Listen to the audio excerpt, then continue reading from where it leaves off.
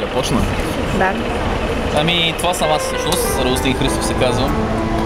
В Италия е много приятно човек да спива капучиното в около 12 часа, като си да преди, че се легнал в около 6 и е станал в 10, заради да не казвам кой.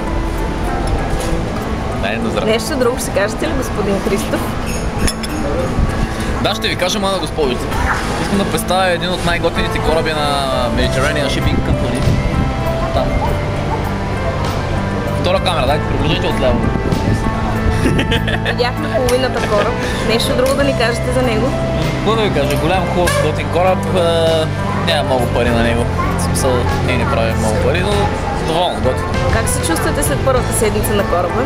Много приятно се чувствам. Всичко е много красиво, круиза е много настран. О, изрежете го това. Много гарен е круиз. Не ни харесва. Някъде да ходим на плаж. Нали имате пул? Имаме, но той е гарен. Не сме доволни от охраната на кораба. Не сме От охраната? От храната. От храната. От охраната може би някои други хора не са доволни. Не знам, аз съм доволен.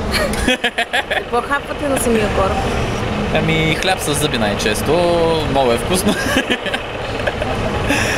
И стоп. А нещо, джима? Какво ще кажете за джима?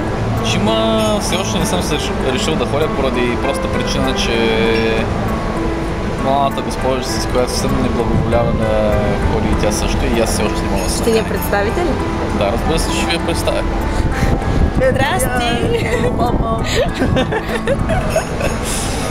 Ами, хайде стига. Нещо ново? Но, да, най-вероятно ще му правят асистент менеджер на музика. Това е чудесно. Не, това беше в рамките на шегата. Защо? Така, защото след малко ще има два шамара и... Аз забрах да я питам също и аз нещо. Скоро пренабивал ли съм ви обръчета? Мисля, че не. Ами ще ги. Това е лошо. Кажете нещо ново за себе си. За мене ли? Да. Ами аз мога да кажа много нови неща за мене си, но... Има едно главно, което ще го премълча. Защо? Защото все пак това е компромат и така. Няма значение, ние сме длъжни да питаме. Ами аз май съм малко fallen in love. Това е много хубаво. Това е едно от прекрасни чувства, смятам аз. И така. Край.